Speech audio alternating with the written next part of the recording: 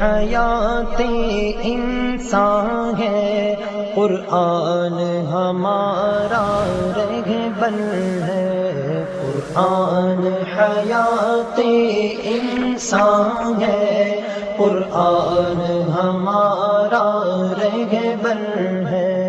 نہ پوچھ تو رتبہ اس کا سن، ہر شے سے عظمت برتر ہے، قرآن حیات انسان ہے، قرآن ہمارا رہبر ہے، قرآن حیات انسان ہے۔ السلام علیکم ورحمۃ اللہ وبرکاتہ۔ خوش آمدید، کیا حال ہے؟ خوش آمدید، اہلاً اللہ آپ وسہلاً کو سلامت مرحباً۔ رکھے۔ اللہ آپ کو سلامت رکھے۔ ہمیں مارس کا تعارف کروائیں۔ یہ نمائش قرآن کریم کے تعارف کی غرض سے قائم کی گئی ہے، جس کے ذریعے ہم لوگوں کو قرآن سے متعارف کروانے اور ان کو قرآن کے ساتھ تعلق قائم کرنے کی تعلیم دیتے ہیں۔ اس نمائش میں موجود قرآن کریم کے نادر نسخوں اور اس امت کے اسلاف کی جانب سے اللہ سبحانہ و تعالیٰ کی اس کتاب کی خدمت کے حوالے سے کیے گئے اقدامات اور کاوشوں کے ذریعے ہم لوگوں کو اس بات کی تعلیم دیتے ہیں کہ قرآن کریم کے ساتھ انہیں کیسا برتاؤ کرنا چاہیے۔ یہ قرآن کریم کی گیلری ہے، رسول اکرم صلی اللہ علیہ وسلم کے شہر میں مسجد نبوی کے قبلہ والی جانب ہے۔ گیٹ نمبر 5 کے پاس اسکاسنگ بنیاد 25 ذی القعدہ 1436 ہجری میں رکھا گیا۔ اس مبارک گیلری کا مقصد عام لوگوں کو اور مسجد نبوی کے زائرین کو قرآن کریم کے ساتھ جوڑنا ہے۔ اس گیلری میں 12 ہال ہیں اور ہر ہال قرآن کریم کے خاص موضوع سے متعلق ہے۔ اللہ کے فضل و کرم سے اس گیلری کو 20 لاکھ سے زیادہ لوگ دیکھ چکے ہیں۔ اس کو دیکھنے کے لیے دنیا کے مختلف حصوں سے لوگ آتے ہیں۔ 70 کے قریب ممالک کے لوگ اس گیلری کی زیارت کر چکے ہیں۔ اس گیلری کے کئی مرشدین ہیں، مختلف زبانوں کے، عربی، انگلش، اردو، اندونیشی، ترکی کے اور کچھ فارسی سے ملتی جلتی زبانوں کے اور بعض ان زبانوں کے جو کہ یہاں آنے والے بولتے ہیں۔ اس لائبریری میں مختلف مجالس اور کئی ڈپارٹمنٹ ہیں، مثلا مجلس علمیہ جس کا کام مرشدین کو اس گیلری کی علمی پہلوؤں سے واقف کرنا ہے۔ ہمارے ہاں ایک مستقل ڈپارٹمنٹ ہے جس کا مقصد لوگوں کو اس گیلری سے متعارف کروانا اور اس گیلری کو مشہور کرنا ہے۔ یہ ڈپارٹمنٹ مدینہ شریف میں اور اس کے علاوہ سوشل میڈیا کے ذریعے لوگوں کو اس گیلری کا بتاتے ہیں۔ ایک ڈپارٹمنٹ میڈیا اور اس گیلری کی خبروں کے لیے ہے، ایسے ہی ایک مجلس تعلقات عامہ کے لیے ہے تاکہ بڑے اور مشہور لوگوں کو اس گیلری کا تعارف اور دورہ کروایا جائے۔ یہ گیلری کئی حالوں پر مشتمل ہے۔ یہ استقبالیہ حال ہے جس میں مختلف ممالک سے آنے والے افراد اور وفود کا استقبال کیا جاتا ہے۔ یہاں ہم انہیں کعبہ کے غلاف کے بارے میں بتاتے ہیں کہ کیسے اللہ تعالیٰ نے مکہ مکرمہ میں اس مقام پر سب سے پہلے قرآن نازل فرمایا۔ یہاں کعبہ کے غلاف کو رکھنے کا مقصد وحی کے نزول کے مقام کے ساتھ لوگوں کا تعلق قائم کرانا ہے۔ کعبہ کا یہ غلاف تقریباً 120 سال قبل مصر میں ریشم سے بنایا گیا، جس پر ایک عظیم خطاط نے چاندی اور سونے کے دھاگوں سے پرانی آیات تحریر کی۔ وہاں نہ چلیں؟ جی تشریف لائیے، خوش آمدید۔ اس وقت ہم کعبے کے غلاف کے ایک ٹکڑے کے پاس موجود ہیں جس پر تقریباً 120 سال قبل سلطان عبدالحمید ثانی کے دور میں مصر میں قرآنی آیات لکھی گئیں، بلکہ کعبہ کے پورے غلاف پر قرآنی آیات تحریر کی گئی تھیں جو مشہور خطاط عبدالحمید الزہدی کی تحریر کردہ ہیں۔ انہوں نے ان آیات کو سونے سے مزین چاندی کے دھاگوں سے ریشمی کپڑے پر تحریر کیا، جیسا کہ ہم دیکھ رہے ہیں۔ کعبہ کے قدیم و گراں قدر غلاف کے اس ٹکڑے کو یہاں رکھنے سے محمد صلی اللہ علیہ وسلم پر قرآن کے نزول کے مقام یعنی مکہ مکرمہ کی طرف اشارہ کرنا مقصود ہے، جہاں سے علم و ہدایت کا نور پھوٹا، جسے نبی کریم صلی اللہ علیہ وسلم کے اصحاب نے دنیا کے گوشے گوشے میں پھیلا دیا۔ ان کے بعد اسلاف امت نے پوری دنیا میں قرآن کا پیغام پہنچانے کے حوالے سے گراں قدر خدمات انجام دیں۔ قرآن کے نزول کا آغاز مکہ مکرمہ سے ہوا، پھر مدینہ منورہ میں بھی نزول قرآن کا سلسلہ جاری رہا۔ اس کے بعد قرآن کا نور ہدایت پوری دنیا میں پھیل گیا۔ خوش آمدید، اللہ آپ کو زندگی دے۔ خوش آمدید۔ آئیے دوسرے حال کی جانب چلتے ہیں۔ یہ اسکرین اس نمائش کے تعارف اور اس کے مختلف حالوں کی طرف زائرین کی رہنمائی کے لیے لگائی گئی ہے۔ ان حالوں میں سر دست استقبالیہ حال، پھر نبأ العظیم حال یعنی عظیم خبر سے متعلق حال، پھر تاریخ قرآن حال، پھر وہ حال ہے جس میں قرآن کے ابتدائی مخطوطات کو رکھا گیا ہے، پھر وہ حال جو قرآن کے بڑے نسخہ جات کے لیے مختص ہے، پھر قرآن کے دیگر مخطوطات سے متعلق حال، پھر پینوراما نمائش اور پھر الوداعی حال شامل ہیں۔ جو فکر کا چراغ ہے، جو علم کا نصاب ہے، جو فکر کا چراغ۔ اس حال میں ہم زائرین کے لیے اس بات کی وضاحت کرتے ہیں کہ اللہ تعالیٰ نے ہمارے یعنی امت مسلمہ کے ساتھ اس طرح کا معاملہ نہیں کیا جس طرح کا معاملہ اس نے ہم سے پہلی امتوں کے ساتھ کیا، اور یہ کہ اللہ تعالیٰ نے جس طرح محمد صلی اللہ علیہ وسلم پر قرآن نازل فرمایا، اسی طرح متعلقہ انبیاء پر دیگر آسمانی کتب بھی نازل فرمائیں، جیسا کہ ابراہیم علیہ السلام پر صحیفے، داؤد علیہ السلام پر زبور، موسیٰ علیہ السلام پر تورات اور عیسیٰ علیہ السلام پر انجیل نازل فرمائی۔ یہ تمام کتابیں بھی قرآن پاک کی طرح اللہ تعالیٰ کی نازل کردہ ہیں، لیکن اللہ تعالیٰ نے اپنی بالغ حکمت کے سبب ان تمام کتابوں کی حفاظت انسانوں کو سونپ دی، یعنی ان انبیاء اور رسولوں کی اقوام کو، سو انہوں نے ان میں تحریف کر دی اور ان کا حلیہ بگاڑ کر رکھ دیا۔ سوائے محمد صلی اللہ علیہ وسلم پر نازل ہونے والی امت مسلمہ کی کتاب یعنی قرآن کے، جس کی حفاظت کی ذمہ داری خود اللہ نے اپنے ذمہ لی ہے، سو اس کتاب میں تا صبح قیامت ایک حرف حتیٰ کہ ایک نقطہ کی تبدیلی بھی رونما نہیں ہوگی، کیونکہ اس کی حفاظت کرنا اللہ تعالیٰ کی ذمہ داری ہے۔ نبأ العظیم حال کے دوسرے حصے میں ہم آپ کو خوش آمدید کہتے ہیں۔ اس حال میں ہم مشاہدہ کریں گے کہ کس طرح اللہ تعالیٰ نے قرآن کریم میں مختلف قسم کے معجزات بیان فرمائے ہیں۔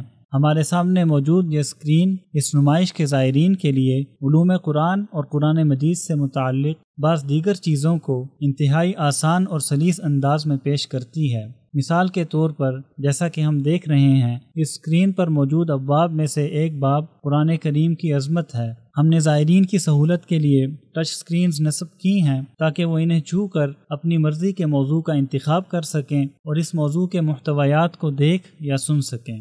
پہلی چیز جو ہمیں اسکرین پر نظر آ رہی ہے وہ ہے قرآن کریم کی عظمت۔ اسکرین پر اس خانے میں موجود ابواب کے ذریعے ہم قرآن کریم کی عظمت سے آگاہی حاصل کر سکتے ہیں کہ کیسے اس قرآن نے عربوں کی زندگی میں انقلاب برپا کیا، فرشتے کس قدر انہماک سے قرآن کریم کو سنتے ہیں، اور کیسے قرآن کریم نے جنوں کو متاثر کیا۔ اگر ہم دوبارہ ہوم پیج کی طرف لوٹیں تو ہم آپ اور قرآن کے نام سے ایک خانہ دیکھیں گے جس میں ہم کچھ سوالات کے ذریعے ایک فرد کی زندگی میں قرآن کے ساتھ اس کے تعامل کا جائزہ لے کر اس بارے میں حتمی رائے کا اظہار کرتے ہیں۔ پہلی چیز جو ہم اسکرین پر دیکھ رہے ہیں وہ تعظیم قرآن انڈیکس ہے۔ جو ہی ہم اسے کھولیں گے تو ہمیں یہ سوالات نظر آئیں گے کہ کیا آپ قرآن کریم کے قائل یعنی اللہ تعالیٰ کی عظمت سے واقف ہیں؟ زائرین ان سوالات کے جوابات دینا شروع کر دیتے ہیں، اور جب وہ اس طرح تمام سوالات کے جوابات سے فارغ ہو جاتے ہیں جیسا کہ ہم اسکرین پر دیکھ رہے ہیں، ہم سب مسلمان ہیں اور انشاءاللہ ہم تمام سوالات کے جوابات میں پہلے آپشن کا انتخاب کریں گے، کیونکہ ہم قرآن کے بارے میں کافی کچھ جانتے ہیں اور قرآن نے ہماری زندگیوں پر کافی اثرات مرتب کیے ہیں۔ پھر ہم زائرین کے جوابات کی روشنی میں اس میسج کا پرنٹ لے کر اس پر ان کا نام اور ای میل درج کر کے سند کی شکل میں انہیں ارسال کر دیتے ہیں۔ یہ قرآن کے ساتھ ان کے تعامل کی عکاس ہوتی ہے۔ اس نیٹ ورک کے مندرجات کافی زیادہ ہیں، مثلا قرآن کریم کے فضائل، بعض مخصوص آیات قرآنیہ کے فضائل، قرآن کی بعض صورتوں کے فضائل، جمعہ کے دن کے ساتھ مخصوص قرآنی صورتوں کے فضائل، اسی طرح خالق کی عظمت سے آگاہ کرنے والے اس فطری مناظرے کے ذریعے قرآن اور اللہ کے ساتھ دلی لگاؤ کی وضاحت وغیرہ۔ زائرین سپیکرز کے ذریعے اس مواد کو سن بھی سکتے ہیں تاکہ دیگر زائرین ڈسٹرب نہ ہوں۔ اسپیکر ہے؟ جی ہاں، یہ مخصوص نوعیت کا اسپیکر ہے جس کے ذریعے آپ سن سکتے ہیں۔ ماشاءاللہ، بہت اچھا۔ یہ ترجمہ انگلش زبان میں جی ہے؟ ہاں، اور زائر کے لیے ممکن ہے کہ وہ اپنی مرضی کے مطابق اس طرح اسے آگے پیچھے اور آواز کو کم زیادہ کر سکے۔ بسم اللہ الرحمن الرحیم، کل من علیہا فان اب ہم اس بورڈ کی جانب بڑھتے ہیں جو قرآنی معجزات کی وضاحت کے لیے نصب کیا گیا ہے کہ کیسے اللہ تعالیٰ نے اس قرآن کے ذریعے عربوں کو چیلنج کیا، بلکہ اللہ تعالیٰ نے ان کے بعد آنے والے لوگوں کو بھی چیلنج کیا، اور آج تک قرآنی معجزات برابر ظاہر ہو رہے ہیں۔ ابھی تک یہ قرآن اپنی آیات کے ذریعے لوگوں کو ورطہ حیرت میں ڈالے ہوئے ہے اور وہ اس کی مثل لانے سے عاجز ہیں، کیونکہ اللہ تعالیٰ نے اس قرآن کو اپنی بالغ حکمت کے مطابق اس طرح نازل فرمایا۔ اللہ تعالیٰ کا ارشاد ہے، ہم نے اس کتاب میں کوئی چیز نہیں چھوڑی۔ ہمارے ساتھ اس بورڈ کی جانب تشریف لائیے۔ جیسا کہ ہم ان تختیوں پر اللہ تعالیٰ کی کتاب میں موجود اعجاز کی اقسام دیکھ رہے ہیں، اللہ تعالیٰ نے اہل عرب کو اس قرآن کے ذریعے چیلنج کیا کہ اس کی طرح کا قرآن لے آؤ، مگر وہ ایسا نہ کر سکے۔ پھر کہا کہ اس کی طرح کی 10 صورتیں ہی لے آؤ، لیکن پھر بھی وہ ایسا نہ کر سکے۔ پھر کہا کہ اس کی طرح کی ایک آیت ہی لے آؤ، لیکن وہ پھر بھی ایسا نہ کر سکے۔ قرآن میں موجود اعجاز کی کئی اقسام ہیں، جن میں سے ایک قرآن کا اعجاز بیانی ہے۔ جب انسان قرآنی آیات میں غور کرتا ہے تو وہ دیکھتا ہے کہ قرآن فصاحت و بلاغت کا شاہکار ہے، اس عظیم درجے کی فصاحت کہ جس نے عرب کے فصحاء اور بلغاء کو ورطہ حیرت میں ڈال کر رکھ دیا۔ اسی طرح قرآن کے اعجازات میں سے ایک اس کا سائنسی اعجاز ہے، جس نے آج تک سائنسدانوں کو حیرت میں ڈال رکھا ہے۔ ان میں سے بعض ایسے تھے جنہوں نے قرآن میں نکتہ چینی کی غرض سے اس کا مطالعہ شروع کیا، لیکن جب انہوں نے قرآن کی آیات میں غور و فکر کیا تو وہ اس کی فراہم کردہ سائنسی معلومات سے متاثر ہوئے بغیر نہ رہ سکے اور انہوں نے اسلام قبول کر لیا، کیونکہ ان سے ہم کلام ذات اللہ تعالیٰ کی علیم و خبیر ذات تھی۔ قرآن کا ایک اعجاز اس کی عالمگیریت ہے، وہ یہ کہ قرآنی آیات اور اللہ تعالیٰ کے احکامات ہر زمانہ اور ہر مقام کے لیے موزوں ہیں۔ ایک عالم دین نے مجھے بتایا کہ ہمیں یہ نہیں کہنا چاہیے کہ قرآن ہر جگہ اور ہر زمانے کے لیے موزوں ہے، بلکہ ہمیں یہ کہنا چاہیے کہ کوئی زمانہ اور کوئی جگہ قرآن کے بغیر موزوں ہو ہی نہیں سکتی۔ سبحان اللہ، یہ ہے قرآن کی عالمگیریت کا اعجاز۔ قرآن کریم کا ایک اعجاز اعجاز غیبی ہے، اور وہ یہ کہ قرآن ہمیں سابقہ امتوں کے احوال کی خبر دیتا ہے۔ اللہ تعالی ہمیں ان کے واقعات کی خبر دینے کے ساتھ ان کی ابتدا اور نبیوں اور رسولوں کے ساتھ ان کے تعامل کے بارے میں بھی بتاتے ہیں۔ اسی طرح قرآن کریم نے اپنے زمانہ نزول میں رونما ہونے والے غائب واقعات کی خبر بھی دی۔ مثلا اللہ تعالی نے نبی کریم صلی اللہ علیہ وسلم کو روم اور فارس میں ہونے والے جنگ و جدل وغیرہ کے واقعات کی خبر دی۔ یہ واقعات حضور صلی اللہ علیہ وسلم کے دور میں رونما ہو رہے تھے، لیکن آپ صلی اللہ علیہ وسلم ان سے بے خبر تھے۔ اسی طرح قرآن نے مستقبل کے غائب کے بارے میں بھی خبر دی کہ اس امت کا مستقبل کیا ہوگا۔ یہ ہیں قرآنی اعجاز کی چند قسمیں، اور آج تک قرآن کے اعجازات مسلسل ظاہر ہو رہے ہیں۔ اب ہمارے ساتھ تاریخ قرآن حال کی طرف آئیے۔ یہاں اسکرین پر چند صورتیں نظر آ رہی ہیں۔ دیکھنا پڑھنے کی نسبت زیادہ آسان کام ہے، زائرین ان کی طرف زیادہ دھیان دیتے ہیں۔ یہاں بعض صورتوں کے فوائد اور خصوصاً وہ صورتیں جنہیں شب جمعہ یا جمعہ کے دن تلاوت کرنا خصوصی فضائل و فوائد کا باعث ہے۔ نبی کریم صلی اللہ علیہ وسلم ان میں سے بعض صورتوں کی جمعہ کے دن فجر کے وقت تلاوت فرمایا کرتے تھے۔ کبھی آپ صلی اللہ علیہ وسلم سورہ قاف اور المنافقون، کبھی سورہ سجدہ اور الانسان، کبھی سورہ قاف اور الاعلی، اور کبھی سورہ الجمعہ اور الغاشیہ کی تلاوت فرمایا کرتے تھے۔ اس تختی میں کیا ہے؟ یہ تختی دراصل ایک انتہائی قدیم نسخے کی تصویر ہے جو خط ثلث میں لکھا ہوا ہے، جیسا کہ ہمیں نظر آ رہا ہے۔ یہ سونے کے پانی سے آراستہ ہے۔ اب ہم ان مخطوطات پر نظر ڈالیں گے کہ یہ اس نمائش کے حال میں کیسے آئے۔ میرے ساتھ دوسرے حال کی طرف تشریف لائیے۔ ہم اس مخصوص و متمیز تختی سے ابتدا کرتے ہیں۔ یہ سلطان عبد الحمید کی تحریر کردہ ہے، جو سلطان محمود کے دوسرے بیٹے اور خلافت عثمانیہ کے سلاطین میں سے تھے۔ انہوں نے یہ تختی اپنے ہاتھ سے خالص سونے کے پانی سے لکھی۔ جیسا کہ ہم دیکھ رہے ہیں، انہوں نے اس میں لکھا واللہ ولی التوفیق، یعنی اللہ تعالیٰ ہی توفیق دینے والے ہیں۔ اگرچہ یہ آدمی اس وقت ایک تہائی دنیا پر حکمران تھا، لیکن یہ حکومت و حکمرانی اسے اللہ تعالیٰ کی کتاب کی خدمت سے غافل نہ کر سکی، اور اس نے اپنے ہاتھ سے قرآن مجید کے 2 مکمل نسخے لکھے۔ سلطان عبد الحمید نے؟ جی ہاں، انہوں نے اپنے ہاتھ سے قرآن کے 2 نسخے لکھے اور خالص سونے کے پانی سے یہ تختی بھی لکھی۔ آئیے اب دوسری تختی کی جانب چلتے ہیں۔ یہ کئی تختیوں کا مجموعہ ہے جس میں قرآن پاک کی بعض صورتوں کے فضائل درج ہیں، جیسا کہ سورہ فاتحہ، جسے ام الکتاب بھی کہا جاتا ہے۔ اسی طرح نبی کریم صلی اللہ علیہ وسلم نے سورہ البقرہ کے فضائل بیان کرتے ہوئے فرمایا کہ یہ شیطانوں کو دفع کرتی ہے۔ آپ صلی اللہ علیہ وسلم نے فرمایا کہ جس گھر میں سورۃ البقرہ کی تلاوت کی جائے شیاطین 3 دن تک اس گھر میں داخل نہیں ہو سکتے۔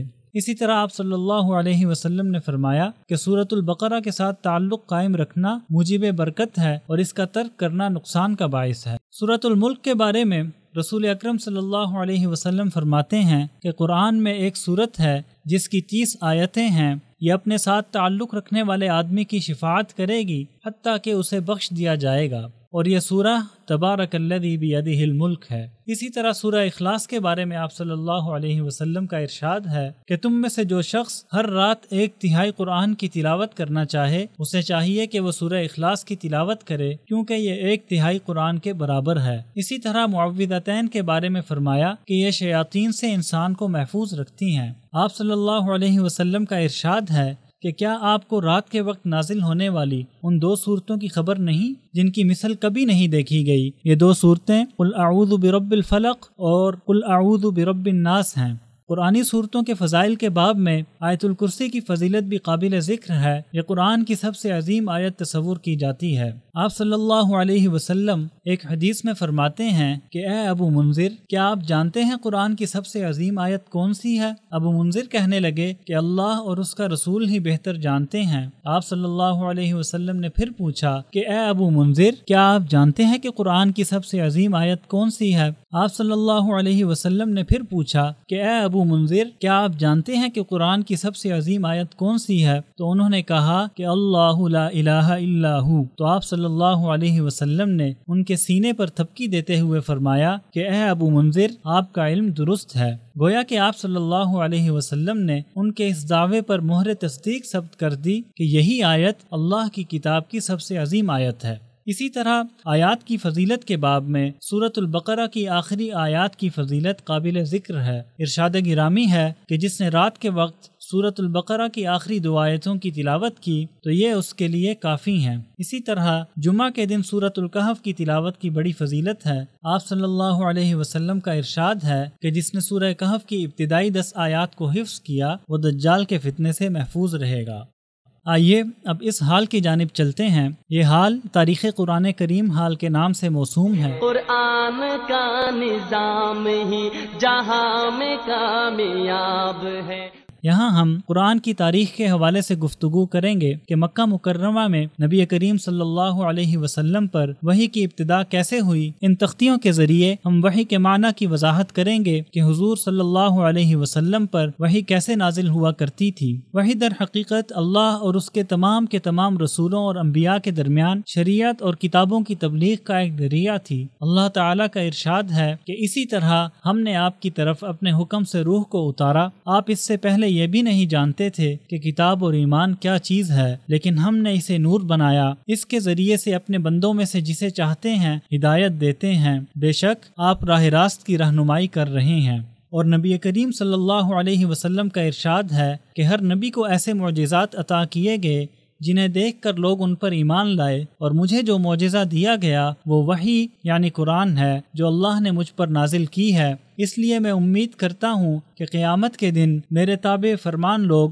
دوسرے پیغمبروں کے تابع فرمانوں سے زیادہ ہوں گے۔ بعض علماء کی رائے ہے کہ قرآن کریم کے علاوہ باقی تمام آسمانی کتابیں پوری کی پوری ایک ہی بار متعلقہ انبیاء اور رسولوں پر نازل ہوئیں، لیکن قرآن مجید کو اللہ تعالیٰ نے حالات و واقعات کے پیش نظر اجزاء کی صورت میں 23 سال کے عرصے میں حضور صلی اللہ علیہ وسلم پر نازل فرمایا، اور جبریل امین قرآن کریم کی آیات لے کر حضور صلی اللہ علیہ وسلم کے پاس آتے تھے، جیسا کہ ارشاد ربانی ہے، اور بے شک و شبہ یہ قرآن اللہ رب العالمین کا نازل فرمایا ہوا ہے، اسے امانتدار فرشتہ لے کر آیا ہے، آپ کے دل پر اترا ہے کہ آپ آگاہ کر دینے والوں میں سے ہو جائیں۔ اب ہم حال میں موجود باقی تختیوں کی جانب متوجہ ہوتے ہیں۔ اس تختی میں قرآن کریم کو جمع کرنے کے مراحل مذکور ہیں۔ قرآن کریم کو جمع کرنے کے پہلے مرحلے کا آغاز کب ہوا؟ جب ہم مختلف ممالک سے یہاں اس نمائش میں تشریف لانے والے لوگوں سے پوچھتے ہیں کہ سب سے پہلے قرآن کو کس نے ایک جگہ جمع کیا، تو سب یک زبان ہو کر کہتے ہیں حضرت عثمان رضی اللہ عنہ نے۔ یہ معلومات درست نہیں ہیں۔ حضرت ابو بکر صدیق رضی اللہ عنہ وہ پہلے شخص تھے جنہوں نے مرتدین اور مسیلمہ کذاب کو قتل کرنے کے بعد قرآن کو جمع کیا۔ مسیلمہ مسیلمہ کذاب اور ابو بکر صدیق رضی اللہ عنہ کے درمیان ایک عظیم جنگ ہوئی تھی جس میں تقریباً 600 صحابہ کرام نے جام شہادت نوش فرمایا۔ ان میں اکثریت ایسے صحابہ کی تھی جو حافظ قرآن اور کاتب وحی تھے۔ قرآن نبی کریم صلی اللہ علیہ وسلم کے زمانہ میں چمڑے وغیرہ پر لکھا جاتا تھا۔ جب جلیل القدر صحابہ کرام کی یہ جماعت شہید ہوئی تو حضرت عمر رضی اللہ عنہ کو خدشہ لاحق ہوا کہ کہیں قرآن کریم ضائع نہ ہو جائے اور امت محمدیہ نابود نہ ہو جائے، سو انہوں نے حضرت ابو بکر رضی اللہ عنہ کو مشورہ دیا کہ وہ بعض صحابہ کرام کو قرآن کریم کے جمع کرنے کی ذمہ داری سونپیں۔ یہ تھا جمع قرآن کا پہلا مرحلہ جو حضرت عمر رضی اللہ عنہ کے مشورے سے حضرت ابو بکر رضی اللہ عنہ کے دور خلافت میں مکمل ہوا۔ حضرت ابو بکر صدیق رضی اللہ عنہ نے حضرت عمر رضی اللہ عنہ کی رائے سے اتفاق کرتے ہوئے حضرت زید بن ثابت رضی اللہ عنہ کو جمع قرآن کی ذمہ داری سونپی۔ یوں ابو بکر صدیق رضی اللہ عنہ کے دور میں پہلی بار قرآن کو ایک نسخے میں جمع کیا گیا، اور ابو بکر صدیق رضی اللہ عنہ وہ پہلے شخص تھے جنہوں نے قرآن کو مصحف کا نام دیا۔ جب قرآن کو کتابی شکل میں جمع کر لیا گیا تو اس پر المصحف لکھا گیا۔ مصحف کا مطلب ہے کہ یہ صحیفوں میں لکھا گیا اور اسے صحیفوں میں جمع کیا گیا، یہ ہے مصحف کا مطلب۔ اس تختی میں حضرت عثمان رضی اللہ عنہ کے دور میں جمع قرآن کے مراحل مذکور ہیں۔ یہ قرآن کریم کی تدوین کا دوسرا مرحلہ تھا جو حضرت عثمان رضی اللہ عنہ کے زمانہ خلافت میں تکمیل پذیر ہوا۔ جب آپ رضی اللہ عنہ کے دور میں اسلامی مملکت کی سرحدیں وسیع ہو گئیں اور مختلف نسلوں کے لوگ دائرہ اسلام میں داخل ہوئے تو آپ رضی اللہ عنہ کو خدشہ لاحق ہوا کہ مسلمانوں کی صفوں میں انتشار پھیل سکتا ہے، کیونکہ اللہ تعالیٰ نے قرآن کو اہل عرب کے 7 معروف مختلف لہجوں میں نازل فرمایا تھا، اور حضرت عثمان رضی اللہ عنہ کے دور میں تمام علاقوں کے لوگ اپنے من پسند لہجے میں نازل شدہ قرآن کی تلاوت کیا کرتے تھے۔ سو آپ رضی اللہ عنہ کو خدشہ لاحق ہوا کہ مسلمانوں کے مابین فتنے جنم لے سکتے ہیں، بلکہ در حقیقت ان فتنوں نے سر اٹھانا شروع کر دیا تھا۔ مثلا جن لوگوں کے پاس ورش کی روایت کے مطابق قرآن تھا، ان کا کہنا تھا کہ ہمارے پاس موجود قرآن ہی برحق ہے اور باقی روایات کا اللہ تعالیٰ کے نازل کردہ قرآن سے کوئی تعلق نہیں ہے۔ الغرض اسی طرح کے فتنے سر اٹھانا شروع ہو گئے تو حضرت عثمان رضی اللہ عنہ نے مسلمانوں کو ایک قرآن پر متحد کرنے کا ارادہ فرمایا اور حکم دیا کہ ملک میں موجود مختلف روایات کے قرآن کریم کے تمام نسخوں کو جمع کیا جائے اور ایک معتمد نسخہ لکھا جائے جس پر تمام مسلمانوں کو جمع کیا جائے۔ مختلف روایات کے مطابق اس معتمد نسخے کی 30 یا 60 کاپیاں کی گئیں، اور یہ کاپیاں جو شکل و روایت کے اعتبار سے ایک جیسی تھیں انہیں پورے ملک میں تقسیم کر دیا گیا تاکہ مسلمانوں کو ایک قرآن پر جمع کیا جائے، اور وہ نسخہ یہ ہے جو ہمارے سامنے اس حال کے درمیان میں موجود ہے۔ قرآن مجید کا یہ نسخہ حضرت عثمان رضی اللہ عنہ کی طرف منسوب ہے۔ آپ رضی اللہ عنہ نے اسے اپنے دور خلافت میں تحریر فرمایا۔ یہ نسخہ جو ہمارے سامنے اس نمائش میں موجود ہے یہ اصلی نسخہ نہیں ہے، بلکہ یہ حضرت عثمان رضی اللہ عنہ کی طرف منسوب نسخے کی فوٹو کاپی ہے۔ اگر ہم اس مصحف کے صفحات کو قریب سے دیکھیں تو ہمیں معلوم ہوگا کہ آپ کے دور میں قرآنی آیات بغیر نقطوں، بغیر اعراب اور بغیر حرکات کے لکھی گئی تھیں۔ حضور صلی اللہ علیہ وسلم، حضرت ابو بکر صدیق اور حضرت عثمان رضی اللہ عنہما کے ادوار میں قرآنی آیات بغیر نکات اور بغیر اعراب کے لکھی جاتی تھیں۔ حضرت علی بن ابو طالب رضی اللہ عنہ کے دور میں قرآنی آیات پر نقاط لگائے گئے، اور پھر خلافت بنو امیہ کے عہد میں قرآنی آیات پر اعراب اور حرکات لگائی گئیں، اور یوں اس تیسرے مرحلہ میں قرآن مجید کی کتابت پائے تکمیل کو پہنچی۔ آج تک خطاط اپنے ہاتھوں سے قرآنی آیات کی کتابت کا شرف حاصل کر رہے ہیں، جیسا کہ ہم اسی حال میں دیکھیں گے انشاءاللہ۔ اللہ تعالیٰ آپ کو سلامت رکھے۔ ہمارے ساتھ تشریف لائیے۔ اس میز پر ایک عظیم خطاط شیخ طویل بیٹھتے ہیں۔ موصوف کا شمار قرآن کریم کے اعلیٰ پائے کے خطاطوں میں ہوتا ہے۔ انہوں نے شیخ عثمان طٰہٰ سے خطاطی کا لائسنس حاصل کیا، جو ملک فہد کمپلیکس کے معروف خطاط ہیں۔ وہ یہاں بیٹھ کر ہمارے زائرین کو دکھائیں گے کہ قرآن کریم کی آیات کیسے لکھی جاتی ہیں، کتابت قرآن کا عمل کیسے انجام پاتا ہے۔ یہ تمام آیات ان کے ہاتھ کی تحریر کردہ ہیں، حتیٰ کہ ہمارے یہاں اس حال میں موجود تمام آیات انہی کے ہاتھ کی لکھی ہوئی ہیں، جو انہوں نے مختلف آلات کے استعمال سے لکھی۔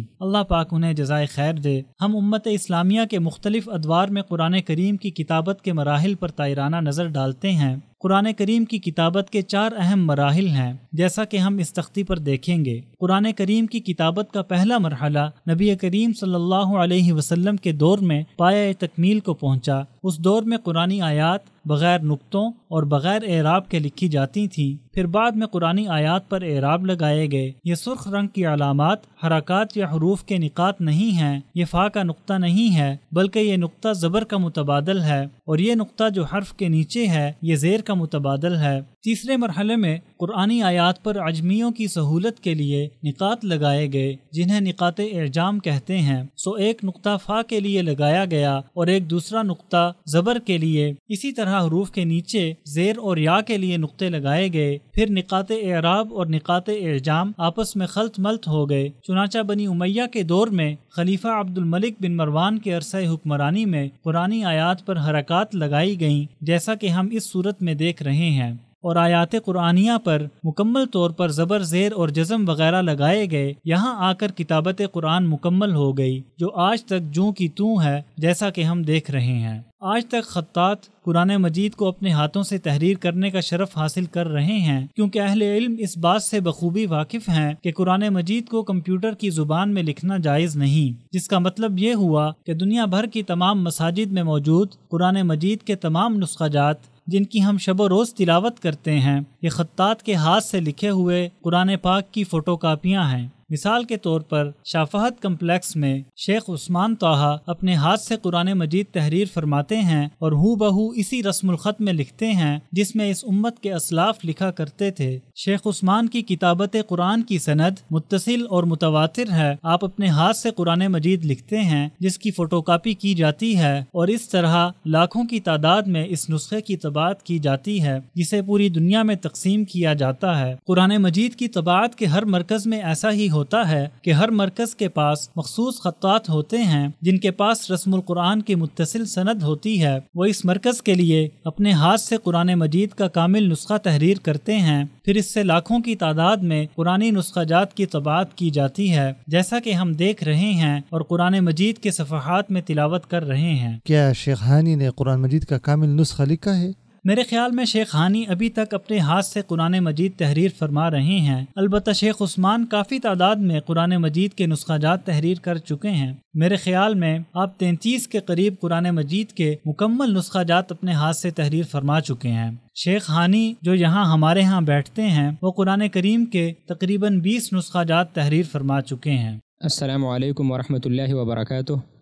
مسجد نبوی کے قریب قرآن کریم کی گیلری میں خوش آمدید۔ حجاج کرام اور زائرین کی خدمت کے لیے ایک چھوٹی سی کوشش کی گئی ہے کہ وہ جان لے کہ کتابت قرآن پاک کی کیفیت کیا ہے، کیونکہ ہر شخص کے پاس اتنی فرصت نہیں ہوتی کہ وہ کسی خطاط کو کتاب اللہ لکھتا ہوا دیکھے۔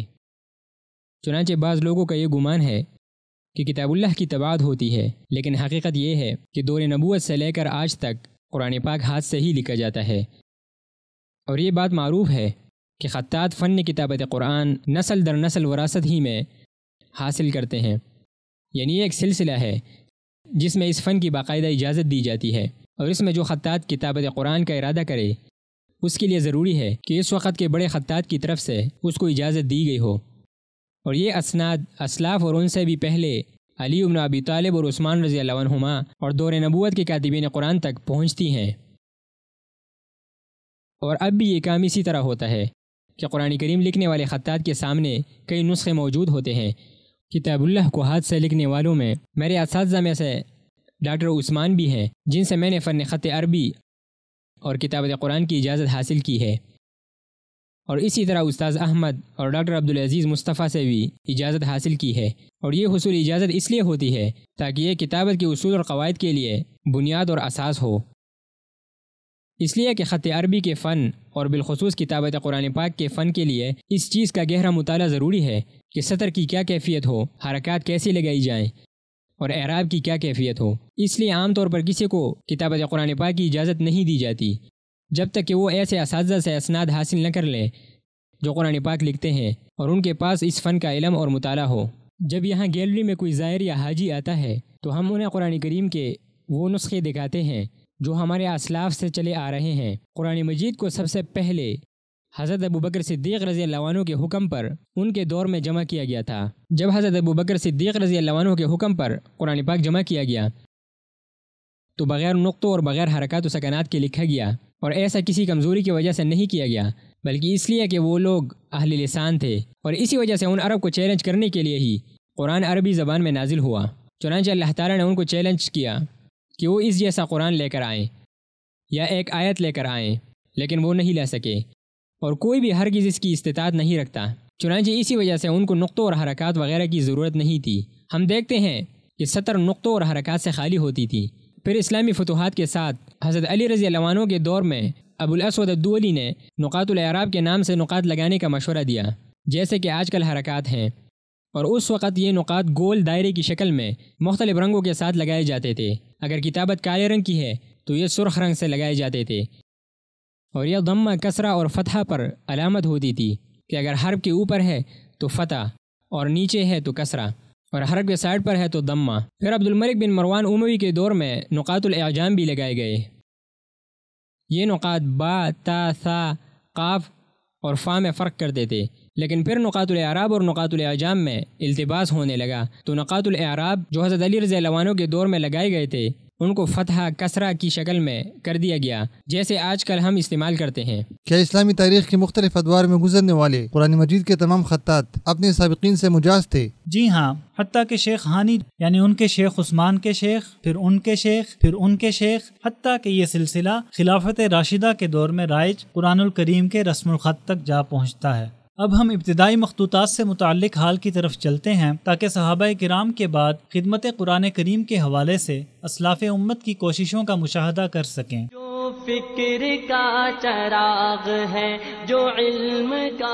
ابتدائی مخطوطات کے حال میں آپ کو خوش آمدید۔ نمائش کے اس حال میں ہم قرآن کریم کی خدمت میں صحابہ کرام کے بعد اپنے اسلاف صالحین کی کوششوں سے آگاہی حاصل کریں گے کہ انہوں نے کس طرح قرآن کریم کی خدمت کے لیے جد و جہد کی، انہوں نے کیسے اپنی زندگیاں اور عمریں کتاب اللہ کی خدمت کے لیے وقف کیں۔ یہ تمام کے تمام نسخہ جات جنہیں ہم دیکھ رہے ہیں یہ قرآن کریم کے قدیم اور اصلی نسخے ہیں، اور یہ تمام کے تمام ہاتھ کے لکھے ہوئے ہیں جو سینکڑوں سال قبل کے تحریر کردہ ہیں۔ یہ اس نمائش میں موجود سب سے قدیم نسخہ قرآن ہے اور اس کی عمر 950 سال ہے۔ اسے مغرب یعنی مراکش کے امام علی البطلیوس نے مغربی رسم الخط میں لکھا، جیسا کہ ہم دیکھ رہے ہیں۔ یہ نسخہ نہ ہی کاغذ پر مکتوب ہے اور نہ ہی صحیفہ پر، بلکہ یہ ہرن کے چمڑے پر لکھا ہوا ہے۔ سبحان اللہ! انہوں نے اس زمانے میں اپنے ہاتھ سے قرآن مجید لکھنے کا ارادہ فرمایا جس وقت کاغذ اور صحیفہ شام اور بغداد میں بنتے تھے۔ اہل مراکش کے لیے ان دور دراز علاقوں سے کاغذ کا حصول ممکن نہ تھا، سو موصوف نے ہرن کے چمڑوں کو اس شکل میں کاٹ کر 950 سال پہلے اس پر پورے کا پورا قرآن لکھا، جیسا کہ ہم دیکھ رہے ہیں۔ یہ نسخہ، اس کی عمر بھی 700 سال سے زیادہ ہے، اور جیسا کہ ہم دیکھ رہے ہیں یہ بھی مغربی رسم الخط میں ہرن کے چمڑے پر مکتوب ہے۔ کیا ان دونوں کا ایک ہی کاتب ہے؟ نہیں، اس مصحف کے کاتب ایک اور صاحب ہیں۔ یہ 700 سال پرانا ہے جبکہ وہ 900 سال قدیم ہے۔ ان دونوں کی عمر میں تقریباً 200 سال کا فرق ہے۔ جب ہم ان مصاحف میں غور و فکر کرتے ہیں کہ کیسے ان کے کاتبین نے انہیں اپنے ہاتھوں سے تحریر فرمایا تو ہم حیران رہ جاتے ہیں، حتیٰ کہ قرآن کریم کے چھوٹے چھوٹے نسخے ان کے کاتبین نے کس طرح اس قدر چھوٹے چھوٹے نسخوں کو اپنے ہاتھوں سے تحریر فرمایا۔ بعض زائرین یہ گمان کرتے ہیں کہ یہ چھوٹے چھوٹے نسخے طبع شدہ ہیں جنہیں چھوٹا کر کے پرنٹ کیا گیا ہے۔ ان کے نزدیک ہاتھ کے ساتھ اس قدر باریک لکھنا ناممکن ہے، لیکن در حقیقت یہ تمام کے تمام نسخے اصلی ہیں اور ہاتھ سے تحریر کردہ ہیں۔ اگر ہم ان مصاحف کی تزئین و آرائش میں غور و فکر کریں تو ہم حیران رہ جاتے ہیں کہ کس طرح ان مصاحف کے کاتبوں نے ان کے چھوٹے حجم کے باوجود کمال مہارت سے ان کے صفحات کی تزئین و آرائش کا اہتمام کیا۔ مثلا یہ نسخہ اگر ہم اسے قریب سے دیکھیں تو ہمیں معلوم ہوگا کہ سید مصطفیٰ راسخ، جنہوں نے تقریباً 190 سال قبل اسے تحریر فرمایا، اس کی تزئین و آرائش کے لیے کس قدر کمال مہارت سے کشیدہ کاری کی کہ اس کی باریکی کو دیکھنے کے لیے ہمیں اسے انتہائی قریب سے دیکھنا پڑتا ہے۔ سبحان اللہ! انہوں نے اسے اپنے ہاتھ سے تحریر کیا اور اس کی تزئین و آرائش بھی اپنے ہاتھ ہی سے اس قدر مہارت سے کی کہ اس کے رنگ اور لائنیں ذرا برابر بھی خلط ملط نہ ہوئیں۔ اللہ کی قسم، ہم یہ کہنے میں حق بجانب ہوں گے کہ موجودہ دور میں جدید آلات بھی اس قدر باریک بینی اور اس قدر کمال کے ساتھ نقش و نگار بنانے سے قاصر ہیں۔ قرآن مجید کی خدمت میں شیخ حافظ عثمان رحمہ اللہ نے تقریباً 120 یا 130 سال پہلے بے پناہ جد و جہد کی۔ موصوف کو قرآن کریم کی کتابت سے بے حد لگاؤ تھا۔ ان کے بارے میں یہ کہنا کہ انہوں نے قرآن کریم کی خدمت میں اپنی عمر وقف کرنے کا حق ادا کیا بے جا نہ ہوگا۔ موصوف قرآن کریم کی کتابت سے خاص شغف رکھتے تھے اور انہوں نے اپنی زندگی میں بڑی تعداد میں قرآن مجید کے نسخے تحریر فرمائے۔ ان کی قرآن کی خدمت سے متعلق کوششوں کو ہم اس طرح بہتر انداز میں سمجھ سکتے ہیں کہ ہمارے زمانے میں جب کوئی شخص کتابت قرآن کا آغاز کرتا ہے تو اسے اس عمل کی تکمیل کے لیے 2 سے 2.5 سال کا عرصہ درکار ہوتا ہے۔ ذرا تصور کیجئے کہ شیخ حافظ عثمان نے قرآن مجید کے کتنے نسخے اپنے ہاتھوں سے تحریر کیے ہوں گے۔ انہوں نے قرآن مجید کے 10، 20 یا 30 نسخے نہیں لکھے بلکہ کتاب اللہ کے 106 نسخے اپنے ہاتھ سے تحریر فرمائے۔ سبحان اللہ العظیم، قرآن مجید کے 106 نسخے۔ انہوں نے یہ تمام نسخے اپنے ہاتھ سے تحریر فرمائے اور انہیں سونے کے پانی سے کمال خوبصورتی سے مزین کیا، جیسا کہ ہم دیکھ رہے ہیں۔ اللہ تعالیٰ نے ان کی زندگی کا اختتام بھی اسی عمل پر کیا جس پر انہوں نے زندگی گزاری، جیسا کہ نبی کریم صلی اللہ علیہ وسلم نے ارشاد فرمایا کہ ہر شخص کا اختتام اسی چیز پر ہوتا ہے جس پر وہ زندگی گزارتا ہے، اور جس کی زندگی کا اختتام جس چیز پر ہوا اسے اسی چیز پر دوبارہ زندہ کیا جائے گا۔ موصوف نے اپنی زندگی قرآن مجید کی خدمت کے لیے وقف کی، سو اللہ تعالیٰ نے ان کی زندگی کا اختتام بھی اسی عمل پر کیا، اور اپنی زندگی کے اختتام کے وقت وہ 107واں نسخہ قرآن تحریر فرما رہے تھے۔ حقیقت یہ ہے کہ قرآن کریم کی خدمت میں ہمارے اسلاف نے بے پناہ جد و جہد کی۔ یہی وجہ ہے کہ اللہ تعالیٰ نے ان کے ناموں اور ان کے ذکر کو ہمیشہ کے لیے زندہ و جاوید کر دیا۔ سینکڑوں سال گزرنے کے باوجود ہم آج تک ان کے ناموں، ان کے ملکوں، کتابت قرآن کے حوالے سے ان کی کاوشوں، ان کے اسلوب، حتیٰ کہ جس چیز پر انہوں نے کتاب اللہ کو تحریر فرمایا اس سے بھی واقف ہیں۔ سینکڑوں بلکہ ہزاروں سال گزرنے کے باوجود ان اصحاب کے اسماء گرامی اور ان کے کارنامے محفوظ ہیں۔ لوگ آج تک جانتے ہیں کہ ان اسلاف نے کس جانفشانی اور لگن کے ساتھ آج سے 900 سال پہلے، آج سے 700 سال قبل قرآن مجید کو تحریر فرمایا۔ اتنا طویل عرصہ گزر جانے کے باوجود لوگ آج تک انہیں اور قرآن کی خدمت کے حوالے سے ان کی کاوشوں کو نہیں بھولے۔ جب انہوں نے کتاب اللہ کی خدمت کو ہر چیز پر فوقیت بخشی تو اللہ تعالیٰ نے رہتی دنیا تک ان کے ذکر کو بلند فرما دیا۔ ارشاد نبوی ہے کہ اللہ تعالیٰ اس کتاب کے ذریعے بہت سی قوموں کو عروج بخشتا ہے اور بہت سی دوسری قوموں کو اسی کتاب کی وجہ سے پستی میں دھکیل دیتا ہے۔ اب ہمارے ساتھ اس حال کی جانب تشریف لائیے جس میں دنیا بھر میں پائے جانے والے قرآن مجید کے تمام نسخوں میں سے سب سے بڑا نسخہ موجود ہے، تاکہ ہم اس کے بارے میں جان سکیں اور اسے دیکھ سکیں۔ تشریف لائیے، اللہ آپ کو سلامت رکھے۔ اس حال کی طرف تشریف لائیے جس میں قرآن کریم کا انتہائی متمیز نسخہ رکھا ہوا ہے۔ قرآن مجید کا یہ نسخہ جسے ہم ابھی دیکھ رہے ہیں یہ دنیا کا قدیم ترین اور ضخیم ترین نسخہ ہے۔ یہ فوٹو کاپی یا طبع شدہ نسخہ نہیں ہے بلکہ اصلی نسخہ ہے جو تقریباً 200 سال قبل تحریر کیا گیا۔ یہ پورے کا پورا ہاتھ سے لکھا ہوا ہے۔ اس نسخہ کے ہر صفحہ کی لمبائی تقریباً 160 سینٹی میٹر اور چوڑائی 80 سینٹی میٹر ہے، جبکہ اس نسخہ کا وزن 154 کلو گرام ہے۔ اس نسخے کے صفحات السی کے بیجوں سے بنے ہیں۔ آج کل اس مادے سے کاغذ نہیں بنایا جاتا کیونکہ اس سے کاغذ بنانے پر بہت زیادہ اخراجات آتے ہیں۔ اس نسخے کی سب سے دلچسپ و عجیب بات اس کا کبیر الحجم یا ثقیل الوزن ہونا نہیں ہے، بلکہ اس نسخے کی سب سے دلچسپ و عجیب بات یہ ہے کہ یہ ایک غیر عربی شخص کا تحریر کردہ ہے جن کا تعلق افغانستان سے تھا اور ان کا نام غلام محی الدین تھا۔ یہ ایک افغانی باشندے تھے جو فارسی زبان بولتے تھے، جیسا کہ آپ جانتے ہیں۔ انہوں نے قرآن کریم کے اس نسخے کو اپنے ہاتھ سے تحریر فرمایا۔ اگرچہ وہ سرے سے عربی زبان نہیں جانتے تھے، لیکن انہوں نے قرآن مجید کی کتابت کا شرف حاصل کرنے کا فیصلہ کیا تاکہ ان کا شمار بھی اہل اللہ میں ہو سکے۔ جیسا کہ نبی کریم صلی اللہ علیہ وسلم کا ارشاد ہے کہ اللہ کی قسم زمین میں کچھ لوگ اہل اللہ ہیں۔ پوچھا گیا کہ اے اللہ کے رسول وہ اہل اللہ کون لوگ ہیں؟ تو آپ صلی اللہ علیہ وسلم نے فرمایا کہ اہل قرآن اہل اللہ اور اس کے خاص بندے ہیں۔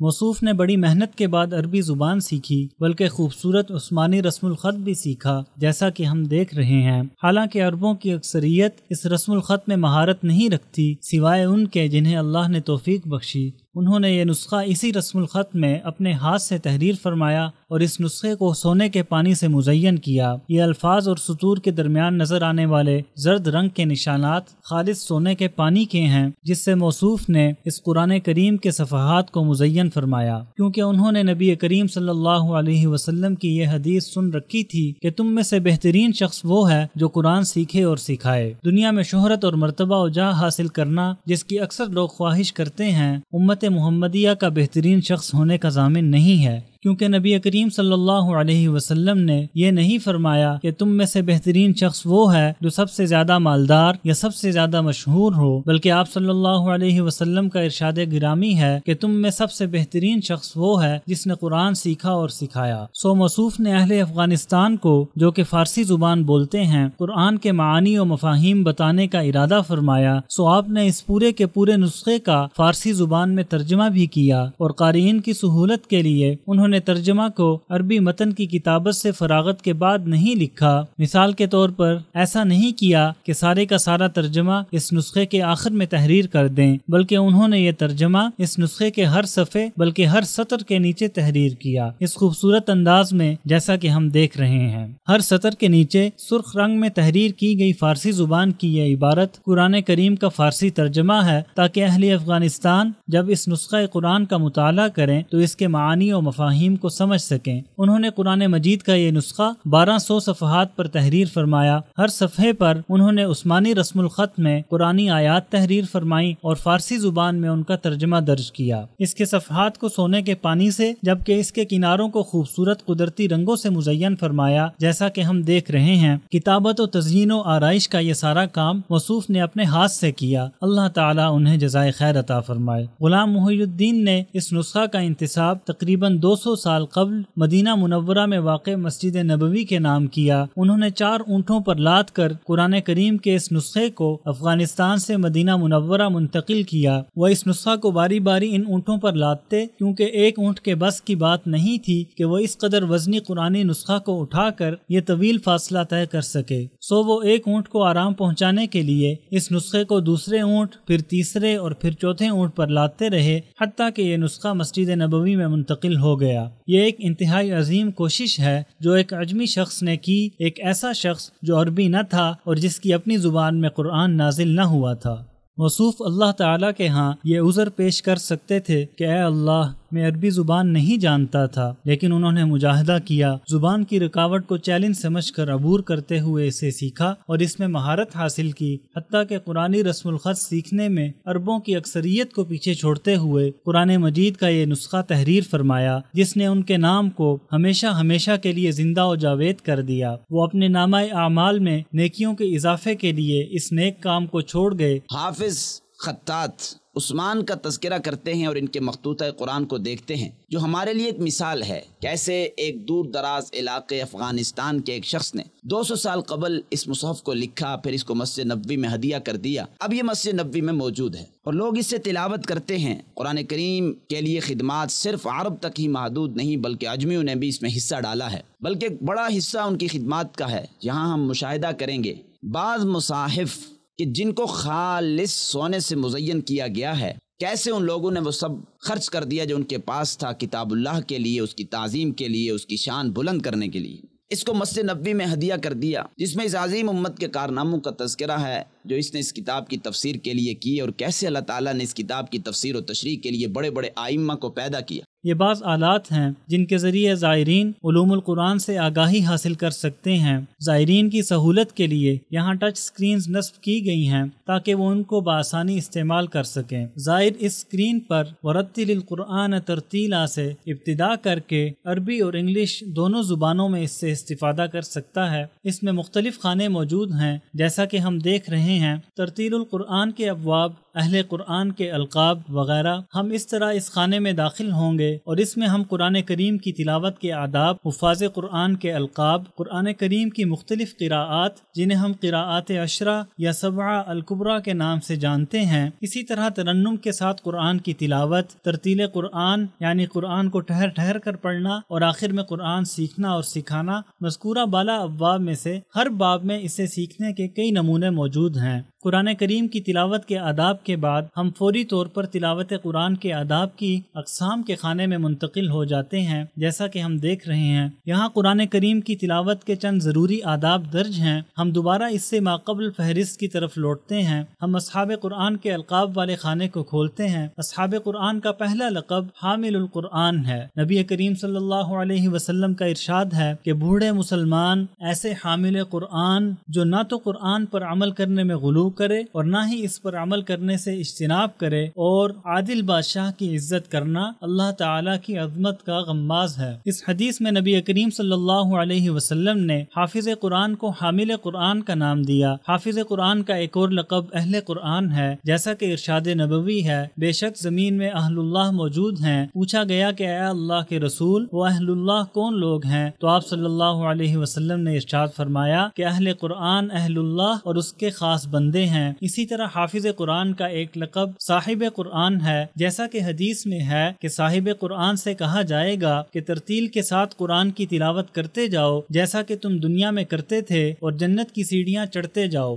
جہاں آپ کی تلاوت ختم ہوگی وہی آپ کا مقام ہے۔ اس اسکرین پر موجود ابواب میں سے ایک باب قرآن کو ترنم کے ساتھ پڑھنا ہے۔ نبی کریم صلی اللہ علیہ وسلم قرآن کی تلاوت کیسے فرماتے تھے؟ آپ صلی اللہ علیہ وسلم قرآن کو ترنم کے ساتھ پڑھا کرتے تھے۔ کسی شخص نے آپ کی آواز سے بہترین اور خوبصورت آواز کسی کی نہ سنی۔ جیسا کہ ہم دیکھ رہے ہیں کہ یہاں احادیث کا ایک مجموعہ اور ترتیل کے ساتھ پڑھے جانے والے بعض صحیفے اور ان سے متعلق معلومات درج ہیں جو ہمیں بتاتی ہیں کہ نبی کریم صلی اللہ علیہ وسلم کس طرح ترنم کے ساتھ قرآن کی تلاوت فرماتے تھے۔ اسی طرح یہاں قرآن کی ترتیل و تجوید اور نبی کریم صلی اللہ علیہ وسلم کے تلاوت قرآن کریم کے اسلوب کے حوالے سے معلومات بھی درج ہیں۔ اللہ تعالیٰ کا ارشاد ہے کہ قرآن کو ترتیل کے ساتھ یعنی ٹھہر ٹھہر کر پڑھو۔ ابن کثیر اس آیت کی تفسیر میں فرماتے ہیں کہ قرآن کو سکون کے ساتھ ٹھہر ٹھہر کر پڑھنا چاہیے، کیونکہ ایسا کرنا قرآن کو سمجھنے اور اس میں غور و فکر کرنے میں مددگار ثابت ہوتا ہے۔ ترتیل کا معنی کیا ہے؟ ترتیل کا معنی ہے تجوید، یعنی حروف کی تجوید کے ساتھ ادائیگی اور رموز و اوقاف کا لحاظ۔ ابن مسعود رضی اللہ عنہ کا ارشاد ہے کہ قرآن کو نہ تو شعر کی طرح پڑھنا چاہیے اور نہ ہی نثر کی طرح۔ قرآن کے عجائب میں غور و فکر کرو اور اس کے ذریعے اپنے دلوں کو متحرک رکھو۔ آپ میں سے کسی کو قرآن کی آخری سورت یعنی اسے ختم کرنے کی فکر لاحق نہ ہو۔ آپ رضی اللہ عنہ نے اپنے اس قول میں قرآن کریم میں غور و فکر اور تدبر کرنے کی طرف اشارہ فرمایا ہے۔ آخری چیز قرآن کو سیکھنا، سکھانا اور قرآن سیکھنے کے فضائل کا بیان ہے۔ نبی کریم صلی اللہ علیہ وسلم وحی کے بوجھ کو کیسے برداشت کیا کرتے تھے اور کس طرح ابتدائی دور میں وحی کو حفظ کرنے کے لیے اپنے ہونٹوں کو حرکت دیا کرتے تھے، حتیٰ کہ اللہ تعالیٰ نے آپ کو ہدایت فرمائی کہ اے نبی، آپ قرآن کو جلدی یاد کرنے کے لیے اپنی زبان کو حرکت نہ دیں، اس کا جمع کرنا اور پڑھنا ہمارے ذمہ ہے۔ یعنی قرآن کو آپ کے سینے میں جمع و محفوظ کرنا اور اسے آپ سے پڑھوانا ہماری ذمہ داری ہے۔ جب اللہ تعالیٰ نبی کریم صلی اللہ علیہ وسلم پر وحی نازل فرماتے تھے تو نبی کریم صلی اللہ علیہ وسلم وحی کو یاد کرنے کے لیے محنت کرتے اور اپنی زبان سے اس نازل شدہ وحی کو بار بار دہراتے تھے۔ اس پر اللہ تعالیٰ نے نبی کریم صلی اللہ علیہ وسلم سے فرمایا کہ آپ وحی کو یاد کرنے کے بارے میں فکر مند نہ ہوں، اس کو آپ کے سینے میں جمع کرنا ہماری ذمہ داری ہے۔ اس کے بعد آپ بآسانی اس کی تلاوت کر سکتے ہیں۔ قرآن سیکھنے کے ذیل میں قرآن کی توصیف، اس کی تعلیم، اسے حفظ کرنا اور قرآن میں موجود علم، اعمال، آداب اور اخلاقیات سے آگاہی کے ابواب شامل ہیں تاکہ ہم خود بھی قرآن سیکھ سکیں اور دوسروں کو بھی سکھائیں۔ اسی طرح اس باب میں نبی کریم صلی اللہ علیہ وسلم کے قرآن کریم کو سیکھنے سکھانے کے منہج کو بھی بیان کیا گیا ہے کہ نبی کریم صلی اللہ علیہ وسلم اپنے اصحاب کو کس طرح قرآن مجید کی تعلیم دیا کرتے تھے۔ نبی کریم صلی اللہ علیہ وسلم اپنے اصحاب کو 5 یا 10 آیات سکھایا کرتے تھے اور پھر انہیں ان آیات کے معانی اور مفہوم بھی بتایا کرتے تھے اور اس پر عمل کا طریقہ کار بھی بیان فرماتے۔ صحابہ کرام ان آیات کو بعینی ہی اس طرح ادا کیا کرتے تھے جس طرح نبی کریم صلی اللہ علیہ وسلم انہیں سکھاتے۔ اس باب میں قرآن کریم سیکھنے اور سکھانے کے حوالہ سے ایک توضیحی ویڈیو بھی شامل ہے۔ زائرین کے لیے ممکن ہے کہ وہ اسپیکر کے ذریعے اسے سن سکیں۔ اس میں نبی کریم صلی اللہ علیہ وسلم کی اخلاقیات کی تشریح کی گئی ہے، جیسا کہ ہم دیکھ رہے ہیں۔ قرآن لوگوں کے اخلاق کی اصلاح کرتا ہے۔ ہم دیکھ سکتے ہیں کہ نبی کریم صلی اللہ علیہ وسلم کے تعلیم قرآن کے منہج کو بیان کرنے کے بعد نبی کریم صلی اللہ علیہ وسلم کو قرآن کی تعلیم دینے کے ربانی اسلوب کی وضاحت کی گئی ہے۔ یہ ان آلات میں موجود ابواب کا مختصر تعارف ہے جن سے زائرین استفادہ کر سکتے ہیں۔ اب ہم مخطوطات سے متعلق دوسرے حال کی جانب چلتے ہیں تاکہ ہم مزید نادر مخطوطات کا مشاہدہ کر سکیں۔ اس حال میں موجود ان تمام مخطوطات کی خاص بات یہ ہے کہ یہ سب کے سب خالص سونے کے پانی سے مزین ہیں۔ تشریف لائیے تاکہ ہم انہیں دیکھ سکیں۔ اس حال میں ہم ان نادر نسخوں کے حوالے سے بات کریں گے جن کی خاص بات یہ ہے کہ یہ سارے کے سارے نسخے خالص سونے کے پانی سے مزین ہیں۔ ہمارے سامنے موجود ان نسخوں میں جہاں کہیں بھی ہمیں زرد رنگ نظر آتا ہے یہ در حقیقت خالص سونے کا پانی ہے۔ بعض کاتبین نے 2 آیتوں کے درمیان فاصلے کے نشان کو خالص سونے کے پانی سے مزین کیا ہے جیسا کہ اس قرآنی نسخے میں ہے۔ اس کی کتابت میں کئی رسم الخط استعمال کیے گئے ہیں جیسا کہ ہم دیکھ سکتے ہیں کہ اس میں خط ثلث اور دیگر کئی اقسام کے رسم الخط استعمال کیے گئے ہیں، جبکہ بعض کاتبین نے پورے صفحے کو سونے کے پانی سے مزین کیا ہے جیسا کہ ہم اس نسخے میں دیکھ رہے ہیں کہ صفحے کے اکثر حصے پر سونے کا پانی چڑھا ہوا ہے۔ اسی طرح یہ انتہائی خوبصورت قرآنی نسخہ پورے کا پورا خالص سونے کے پانی سے مزین ہے، جبکہ بعض کاتبین نے اللہ تعالیٰ کے نام، آیتوں کے درمیان نشان فصل اور ہر سورت کی ابتدا میں بسم اللہ الرحمن الرحیم کو سونے کے پانی سے تحریر کیا ہے جیسا کہ ہم اس نسخے میں دیکھ رہے ہیں۔ اس نسخے کے کاتب جب بھی لفظ اللہ یا اللہم تحریر کرتے ہیں تو وہ عام سیاہی استعمال نہیں کرتے بلکہ اسے سونے کے پانی سے تحریر فرماتے ہیں، جبکہ ان میں سے بعض کاتبین نے پورے کا پورا قرآن ہاتھ کے ساتھ سونے کے پانی سے تحریر کیا جیسا کہ ہم اس نسخے میں دیکھ رہے ہیں۔ اسے امام حمدانی رحمہ اللہ نے 700 سال قبل تحریر کیا۔ یہ اصلی نسخہ ہے۔ ہم دیکھ رہے ہیں کہ اس نسخہ میں صرف آیتوں کے درمیان نشان فصل کی تزئین پر اکتفا نہیں کیا گیا بلکہ تمام کی تمام آیات کو سونے کے پانی سے تحریر کیا گیا ہے۔ اس نمائش میں موجود سب سے متمیز اور محتویات کے اعتبار سے سب سے موثوق قرآنی نسخہ یہی نسخہ ہے۔ اس کے کاتب نے قرآنی آیات کو سونے سے مزین صفحات پر تحریر کرنے پر اکتفا نہیں کیا بلکہ ہر صفحہ کے کناروں پر 3 حاشیے بھی لکھے ہیں۔ پہلے حاشیہ میں انہوں نے اس صفحہ میں وارد ہونے والی قراءات کا ذکر کیا ہے، دوسرے حاشیہ میں اس صفحہ کی آسان تفسیر تحریر فرمائی ہے جو کہ عربی زبان میں ہے، اور تیسرے حاشیہ میں معانی قرآن کا فارسی ترجمہ تحریر فرمایا ہے۔ اس نسخہ کی آیات اور سارے کے سارے حواشی سونے سے تحریر کردہ ہیں۔ یہ ہمارے یہاں موجود سب سے موثوق قرآنی نسخہ سمجھا جاتا ہے۔ تشریف لائیے، اللہ آپ کو سلامت رکھے۔ اس طرف یہاں پر بھی خالص سونے کے پانی سے مزین کامیاب مخطوطات کا مجموعہ موجود ہے، لیکن یہاں پر ایک نسخہ ہے جس کی کہانی انتہائی دلچسپ و دلنشیں ہے۔ ایک دفعہ اس نمائش کے ایک رہنما شیخ یحییٰ نے، اللہ انہیں جزائے خیر عطا فرمائے، اس حال میں اس نسخے کی وضاحت کرنا شروع کی تو زائرین میں سے ایک شخص کی نظر جوں ہی اس پارے پر پڑی وہ زار و قطار رونے لگا۔ جب شیخ یحییٰ نے اس کے رونے کا سبب دریافت کیا اور پوچھا کہ اس پارے کی کہانی کیا ہے تو وہ کہنے لگا کہ کیا آپ جانتے ہیں کہ میرے آباء و اجداد نے قرآن کریم کے پورے 30 پارے تحریر کیے تھے جو نسل در نسل منتقل ہوتے گئے یہاں تک کہ ہمارے پاس پہنچے، اور جب یہ نسخہ مجھے اپنے والد محترم سے ورثہ میں ملا تو میں نے دیکھا کہ اس میں ایک پارہ کم ہے، چنانچہ میں نے دنیا بھر میں اسے تلاش کرنا شروع کر دیا۔ میں نے قرآن مجید کے اس کامیاب پارے کو پانے کے لیے اخبارات و مجلات میں اشتہارات دیے، انعامات مقرر کیے، لیکن میں اسے نہ پا سکا، اور آج جب میں نے اس پارے کو آپ کے ہاں اس نمائش میں دیکھا تو میں سوچنے لگا کہ سبحان اللہ، کس طرح اللہ پاک اپنی کتاب کی حفاظت فرمائے ہوئے ہیں۔ اب ہم اس الماری کی طرف چلتے ہیں۔ آئیے اس الماری کی جانب تشریف لائیے۔ یہ الماری قرآن کریم کو محفوظ رکھنے کے لیے بنائی گئی ہے۔ یہ خوبصورت الماری ایک مصری خاتون کے حکم پر بنائی گئی جن کا نام امینہ ہانم تھا۔ موصوفہ خدیوی توفیق کی اہلیہ تھیں۔ یہ الماری تقریباً 120 سال قبل بنائی گئی۔ اگر ہم اس الماری کو کھولیں تو ہم دیکھ سکتے ہیں کہ اس میں قرآن مجید کو محفوظ رکھنے کے لیے مختلف خانے بنے ہوئے ہیں۔ یہ الماری انتہائی قیمتی خام مواد سے بنی ہے جیسا کہ سیپیاں اور ہاتھی دانت وغیرہ۔ اس الماری کے درمیان میں اور اس کے کناروں پر خالص چاندی کی سولاخیں لگا کر اسے مزین کیا گیا ہے۔ اس کے دروازوں کے قبضے بھی خالص چاندی کے بنے ہوئے ہیں۔ اس الماری کا درمیانہ حصہ نبی کریم صلی اللہ علیہ وسلم کے محراب کی شکل میں بنایا گیا ہے، جس کے اوپر قرآن کریم کی یہ آیت مکتوب ہے، ما یفتح اللہ للناس من رحمت فلا ممسک لها۔ یہاں اس آیت کو تحریر کرنے کا مقصد یہ ہے کہ جب بھی اللہ کا کوئی بندہ اس الماری کے سامنے کھڑا ہوگا اور اسے کھولے گا تو وہ اس میں قرآن مجید کو پائے گا، جو کہ سراپا رحمت و ہدایت ہے۔ اس رحمت سے انسان کو کوئی چیز محروم نہیں کر سکتی سوائے اس کے اپنے نفس کے، کہ وہ اس قرآن کی تلاوت سے کنارہ کش رہ کر خود اپنے آپ کو اس رحمت سے محروم کر لے۔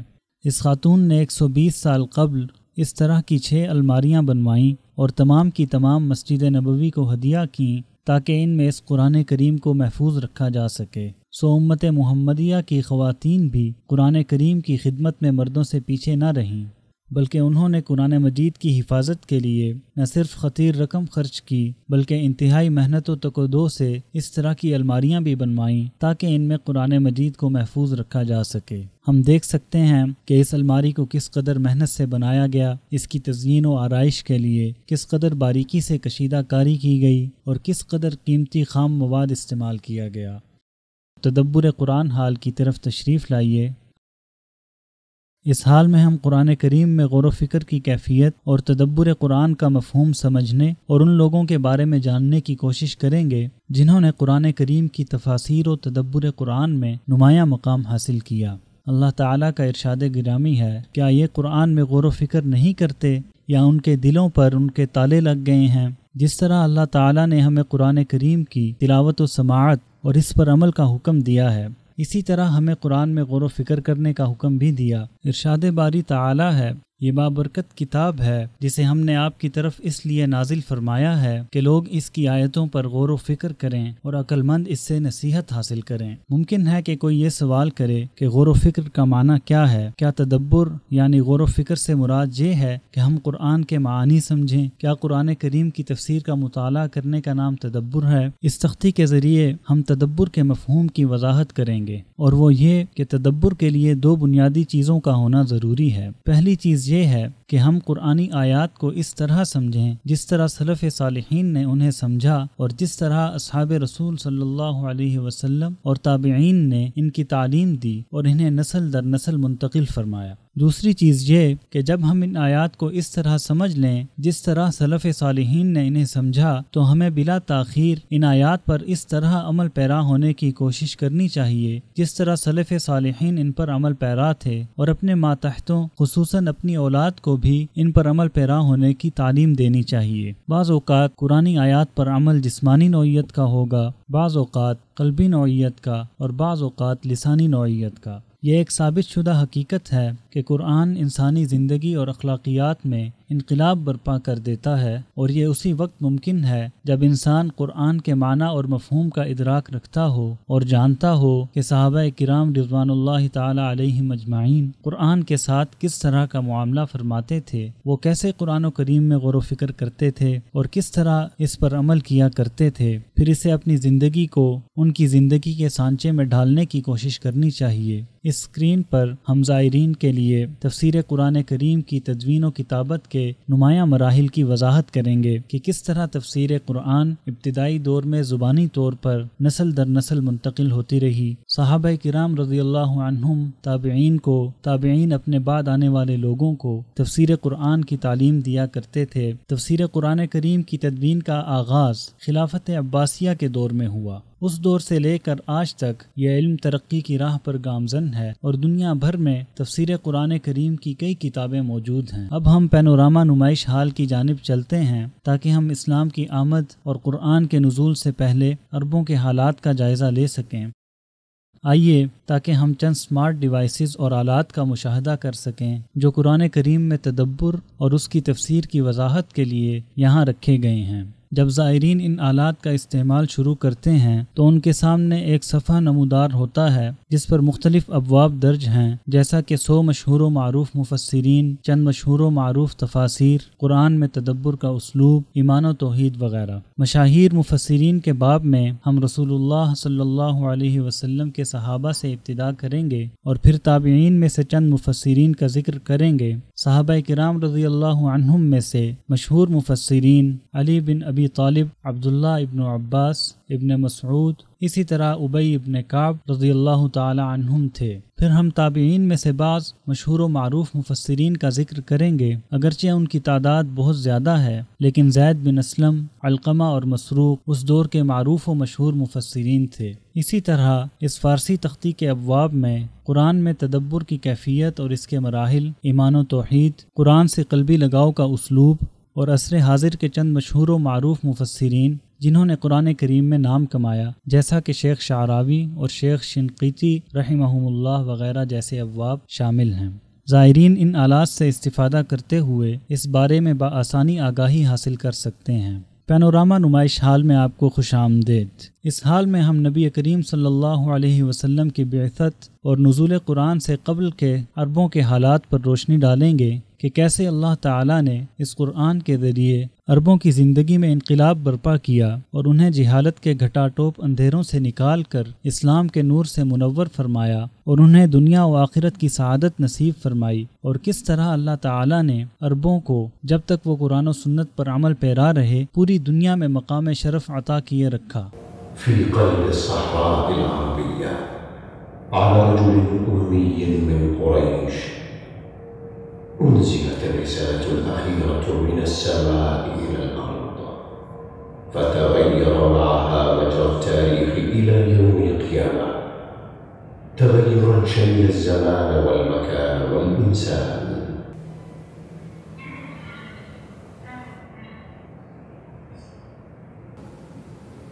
حول البيت العتيق نصب الشرك أصناما يتعبد إليها من دون الله. خرج الكفر أسوأ ما في النفس البشرية وأقبح، فكانت جاهلية استباحت النفس والعدل والمال،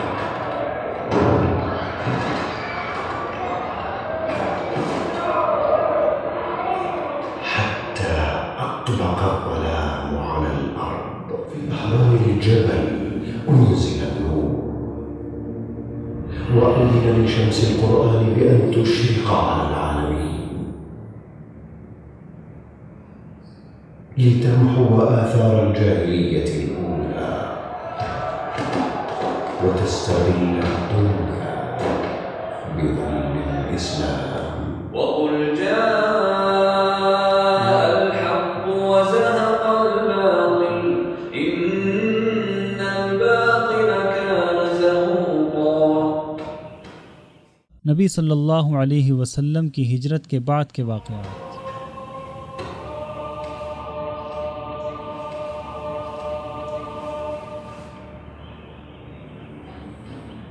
بالقرآن ارتفع بنيان الحضارة المقدم، وبه هديت الأمم، وبه هدي الناس إلى الصراط المستقيم. كتاب أنزلناه إليك لتخرج الناس من الظلمات إلى النور بإذن ربهم إلى صراط العزيز الحميد الله الذي له ما في السماوات وما في الأرض. اب ہمارے ساتھ انفارمیشن ٹیکنالوجی ہال کی طرف تشریف لائیے۔ یہ ہال قرآن مجید کی خدمت کے لیے انفارمیشن ٹیکنالوجی کے لیے مخصوص ہے تاکہ زائرین اللہ تعالیٰ کے حکم سے اس سے مستفید ہوں۔ جیسا کہ ہم ان اسکرینوں پر قرآن کریم کی خدمت کے لیے جدید ٹیکنالوجی کی سروسز کے گروپ دیکھ رہے ہیں، جن کے ذریعے زائرین قرآن مجید کے بیشتر موضوعات کے حوالے سے استفادہ کر سکتے ہیں۔ مثال کے طور پر اگر ہم اس اسکرین کو اوپن کریں تو ہم دیکھیں گے اس پر قرآن مجید کے حفظ و تلاوت، تفسیر اور ترجمہ قرآن وغیرہ سیکھنے کے حوالے سے چند اسالیب مذکور ہیں۔ ان تمام کے تمام اسالیب کو زائرین ویب سائٹ سے ڈاؤن لوڈ کر سکتے ہیں، حتیٰ کہ اسکرین سے ڈائریکٹ لنکس لے کر اسی وقت انہیں اپنے موبائل میں محفوظ کر سکتے ہیں۔ ہم بطور مثال تلاوت و حفظ قرآن کے اسالیب کو کھولتے ہیں۔ اس میں ہم ڈیجیٹل سروسز برائے قرآن، مصحف مدینہ اپلیکیشنز، الیکٹرانک انسائکلوپیڈیا آف قرآن، حرمین شریفین کی قرات کی اپلیکیشنز، راجحی اکیڈمی برائے قرآن، اسلامک اکیڈمی اور قرآن نیٹ ورک جیسے عناوین دیکھ سکتے ہیں۔ ان تمام نیٹ ورکس کی اپنی اپنی ویب سائٹس ہیں جو قرآن مجید کی خدمت میں پیش ہیں۔ اگر ہم ڈیجیٹل سروسز کو اوپن کریں تو ہم دیکھیں گے کہ اس میں موجود مواد کو ڈاؤن لوڈ کرنے کے طریقہ کار کی وضاحت کی گئی ہے۔ مثال کے طور پر اس میں متعلقہ ویب سائٹ فائل کی ڈاؤن لوڈنگ کا طریقہ اور موبائل فونز پر ڈاؤن لوڈ کرنے کے لیے اینڈرائیڈ اور آئی فون اپلیکیشنز موجود ہیں۔ اگر ہم مصحف مدینہ کے بٹن پر کلک کریں گے تو اس مصحف کا تعارف اور اس سے متعلقہ تمام معلومات ہمارے سامنے ظاہر ہو جائیں گی۔ پھر اگر ہم اسے ڈاؤن لوڈ کرنا چاہیں تو اس بار کوڈ کو سکین کر کے اسے ڈائریکٹ موبائل پر ڈاؤن لوڈ کر سکتے ہیں۔ زائرین تمام بقیہ اپلیکیشن سے اسی طرح استفادہ کر سکتے ہیں جس طرح ہم نے مصحف مدینہ سے استفادہ کے طریقہ کار کی وضاحت کی۔ مثال کے طور پر ہم تفسیر علوم القرآن کو اس طرح کھولیں جس طرح کہ آپ دیکھ رہے ہیں، پھر متعلقہ ویب سائٹ پر جا کر ڈاؤن لوڈ کے بٹن پر کلک کریں تو ہمارے سامنے ایک فہرست ظاہر ہوگی جس میں کافی تعداد میں ایسے پروگرام مذکور ہوں گے جنہیں ہم ڈاؤن لوڈ کر سکتے ہیں، جو کئی ابواب پر مشتمل ہیں جیسا کہ ابواب تفسیر، ڈیجیٹل ابواب، مختصرات تفسیر وغیرہ۔ اس نیٹ ورک کے ذریعے زائرین نہایت آسانی کے ساتھ ان میں موجود ڈیجیٹل مواد تک رسائی حاصل کر سکتے ہیں۔ قرآن حیات انسان ہے، قرآن۔ اس حال میں ہم یہ جاننے کی کوشش کریں گے کہ زائرین اپنے متعلقین اور افراد خانہ کی قرآنی اصولوں پر تربیت کیسے کر سکتے ہیں۔ ان تختیوں پر اولاد کی تربیت کے مراحل مذکور ہیں جن میں قرآنی تعلیمات کے مطابق اولاد کی تربیت کی طرف اشارہ کیا گیا ہے۔ ہم کیوں کر اس قرآن کے مطابق تربیت پا سکتے ہیں؟ اللہ تعالیٰ کا ارشاد ہے بل هو آیات بینات فی صدور الذین اوتوا العلم، بلکہ یہ قرآن تو روشن آیتیں ہیں اہل علم کے سینوں میں محفوظ ہیں۔ اسی طرح ارشاد باری تعالیٰ ہے یقیناً ہم نے قرآن کو نصیحت کے لیے آسان کر دیا ہے، بس کیا ہے کوئی نصیحت حاصل کرنے والا؟ جب ہم قرآنی تعلیمات کی روشنی میں اپنی اولاد کی تربیت کرنا چاہیں اور انہیں حفظ قرآن کریم کا شوق دلانا چاہیں تو ہمیں ان کے سامنے حفاظ کرام کے فضائل بیان کرنے چاہیے۔ انہیں یہ بتانا چاہیے کہ حافظ قرآن بزرگ و پاک باز فرشتوں کی معیت کا شرف حاصل کرتا ہے، یہ امامت کا سب سے زیادہ حقدار ہے، اس کا رب اس کی عزت کرتا ہے اور اسے جنت میں عزت کا تاج اور لباس پہنایا جائے گا، اور وہ اس قرآن کی تلاوت کے ذریعے جنت میں بلند درجات کا مستحق ٹھہرے گا۔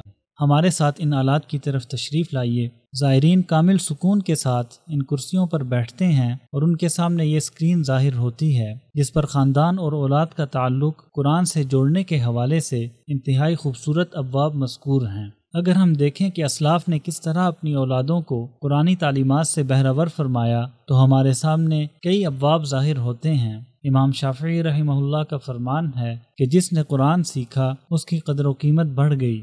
یہ قرآن کریم کی خدمت اور اس کے ساتھ تعلق کے بارے میں اسلاف سے منقول اقوال ہیں۔ اسی طرح کامیابی سے قرآن کریم سیکھنے اور اسے حفظ کرنے سے متعلق اسلاف کی مثالوں کا ذکر آپ سہولت کے لیے اسی باب پر ایک طائرانہ نظر ڈال سکتے ہیں۔ اسی طرح سے اس کے بعد قرآن کریم کے ساتھ تعلق کے بارے میں جائزہ کا باب، یہ باب بچوں کے درمیان قرآن کریم سے تعلق اور اس کے ناموں کے بارے میں مقابلے پر مشتمل ہے۔ اس میں مختلف سوالات پوچھے گئے ہیں اور باب کے خاتمے پر اس آسان سے امتحان یا مقابلے کا نتیجہ ظاہر ہوتا ہے جیسا کہ ہمیں نظر آ رہا ہے۔ اگر بچہ اس نتیجے پر کلک کرے تو وہ دیکھ سکتا ہے کہ اس نے اپنے جوابات کی روشنی میں کتنے نمبر حاصل کیے۔ بچے کا والد یا اس کے ساتھ موجود شخص بچے کو خود جواب دینے دیں، ایسا کرنے سے بچے کی دلچسپی بڑھے گی۔ اسی طرح بچوں کے درمیان مقابلے کی ایک اور مثال یہ ہے کہ ہر بچہ اس آلہ کے سامنے بیٹھ کر مذکورہ طریقے سے سوالات کے جواب دے گا اور پھر آخر میں اس کے لیے اس کے جوابات کی روشنی میں نتیجہ ظاہر ہوگا۔ اس طرح سے آپ نے صرف 10 نمبر حاصل کیے۔ اس کا مطلب یہ ہے کہ آپ نے صرف ایک سوال کا درست جواب دیا۔ حسن خلق کا باب، اس باب میں بچوں کی عمر کا لحاظ کرتے ہوئے 3 سال سے 12 سال تک کے بچوں کے لیے آسان آیات کا انتخاب کیا گیا ہے۔ الحمدللہ آپ نے 100 میں سے 100 نمبر لیے۔ یہ بھی موجودہ ابواب کے مسابقات اور مقابلوں کا حصہ ہے، اس پر فخر کرنا بجا ہے۔ قرآن سیکھیے کے نام سے ایک نوٹ بک موجود ہے۔ زائرین اس نوٹ بک کو اس ویب سائٹ سے ڈاؤن لوڈ بھی کر سکتے ہیں۔ اس ویب سائٹ کے ذریعے زائرین اس نوٹ بک میں اسکرین پر ظاہر ہونے والے قرآن کریم سیکھنے کے اسلوب کا مشاہدہ بھی کر سکتے ہیں۔ اسی طرح نئے بچوں کو قرآن سیکھنے اور حفظ کرنے کی طرف راغب کرنے کے لیے عدنان مع القرآن کے نام سے ایک دلچسپ اسلوب بھی موجود ہے۔ اسے بھی اس ویب سائٹ سے ڈاؤن لوڈ کیا جا سکتا ہے، جیسا کہ ہم دیکھ رہے ہیں۔ اس موجودہ لنک سے یہ تمام کے تمام پروگرام ڈاؤن لوڈ کیے جا سکتے ہیں۔ اب ہم چند ویڈیوز دیکھتے ہیں جو اس بات کی وضاحت کرتی ہیں کہ قرآن زندگی ہے اور یہ زندگی کے تمام پہلوؤں کا احاطہ کیے ہوئے ہے۔ حقیقت یہ ہے کہ قرآن کریم انسان کو زندگی کا اصل مزہ چکھاتا ہے۔ نمائش کے اختتام سے پہلے زائرین کے لیے یہاں بیٹھنا زیادہ بہتر ہے تاکہ نمائش کے اختتام پر ہم ان سے کہہ سکیں کہ تشریف لے آئیں، نمائش کا وقت ختم ہوا چاہتا ہے۔ یہ جدید ٹیکنالوجی سے متعلق بعض چیزیں تھیں جو بچوں کو قرآن کریم کی طرف مائل کرنے سے متعلق تھیں تاکہ انہیں یہ سکھایا جا سکے کہ انہیں قرآن کے ساتھ کس طرح کا معاملہ کرنا چاہیے۔ اب میرے ساتھ شاہ فہد کمپلیکس برائے طباعت قرآن ہال کی طرف تشریف لائیے تاکہ ہم اس کمپلیکس کی کوششوں کا مشاہدہ کر سکیں۔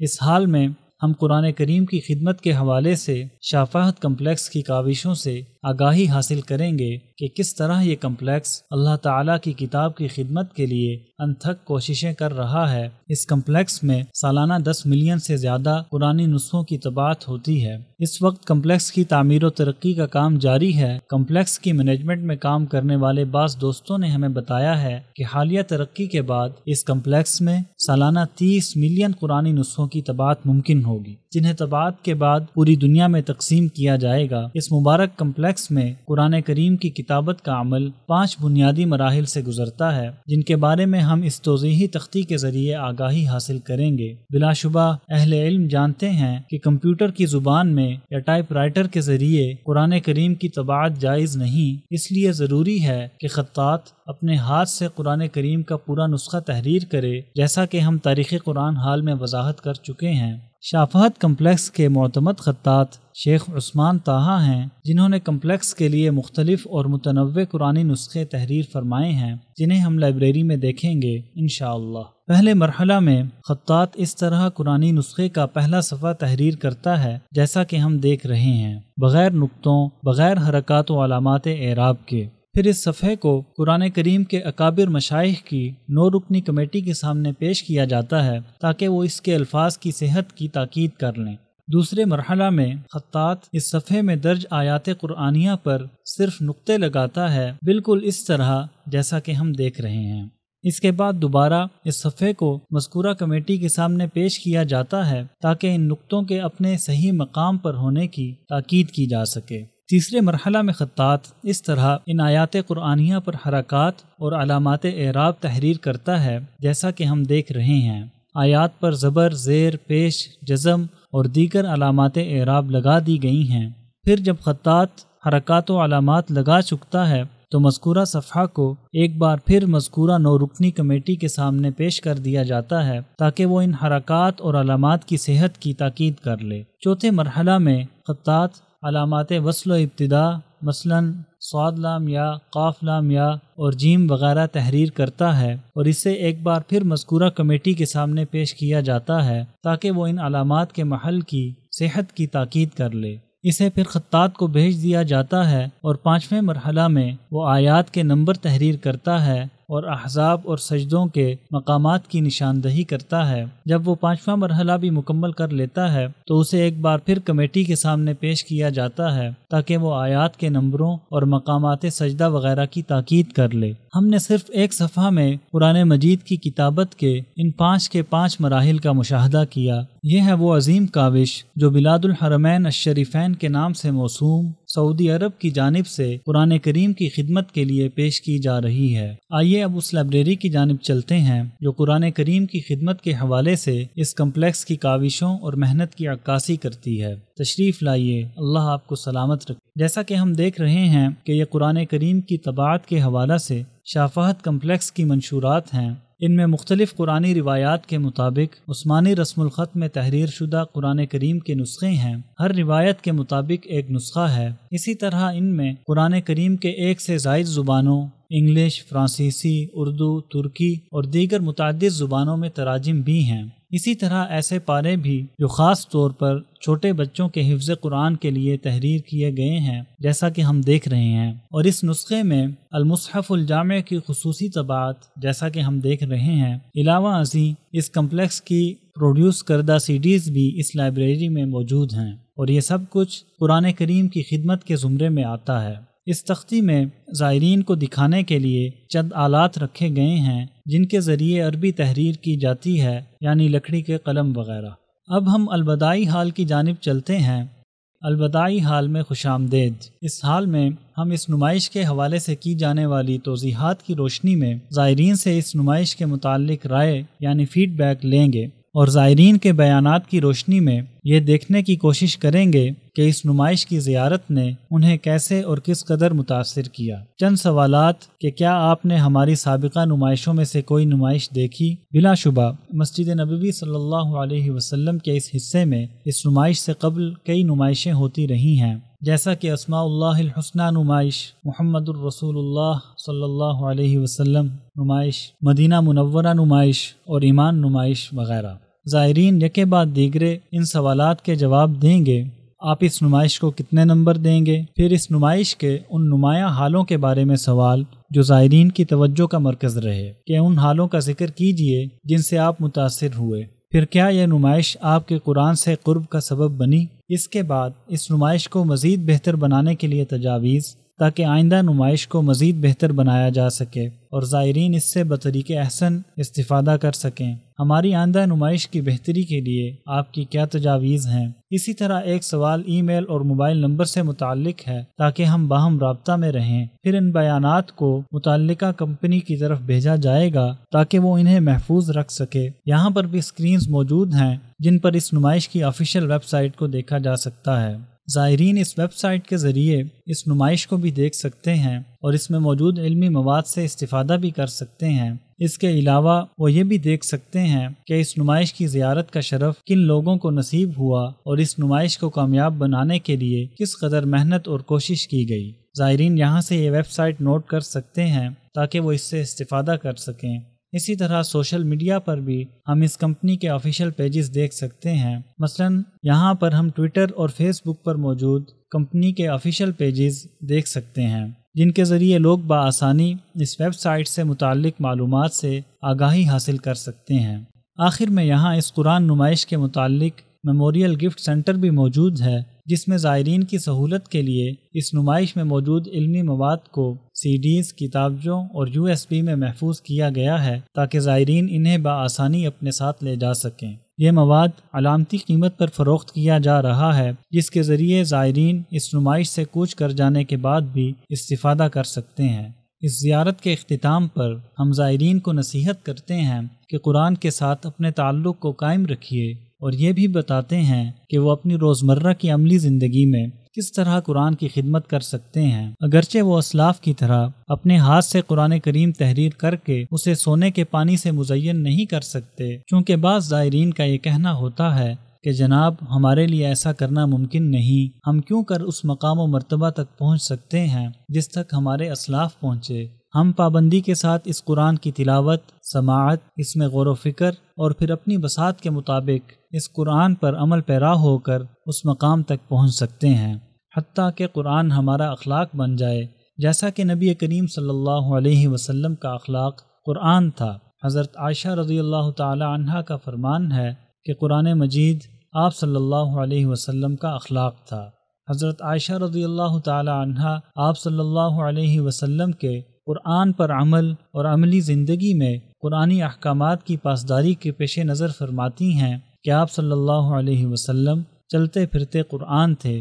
ہم قرآن کی مخصوص آیات کی تلاوت کر سکتے ہیں، انہیں سمجھ کر اور ان کی آسان تفسیر کا مطالعہ کر کے انہیں اپنی عملی زندگی پر لاگو کر سکتے ہیں، اور جب ہم ان آیات پر پابندی سے عمل کرنے لگ جائیں جیسا کہ صحابہ کرام رضی اللہ عنہم کرتے تھے، تو ہم چند دوسری آیات کو لے سکتے ہیں۔ ہمیں کبھی قرآن کی تلاوت کرنی چاہیے تو کبھی اس کی سماعت، کبھی اسے حفظ کرنا چاہیے تو کبھی اس کی آیات پر عمل کرنے کی کوشش کرنی چاہیے۔ اس طرح ہم قرآنی تعلیمات کے مطابق زندگی بسر کر سکتے ہیں۔ پھر ہم یہ کہہ سکیں گے کہ ہمارے اخلاق نبی کریم صلی اللہ علیہ وسلم اور صحابہ کرام والے اخلاق ہیں، اور انشاءاللہ تعالی اللہ پاک ہمیں ان صالح لوگوں کے ساتھ ملا دیں گے۔ اور جب ہم اس قرآن کو سیکھیں گے، اس کی تلاوت کا اہتمام کریں گے اور پھر اس پر عمل پیرا ہوں گے، تو اللہ تعالی ہمیں دنیا اور آخرت میں بلند رتبہ عطا فرمائیں گے۔ اللہ تعالی سے دعا ہے کہ وہ ہم سب کا شمار اہل قرآن میں فرمائے اور ہمیں ان لوگوں میں شامل کر دے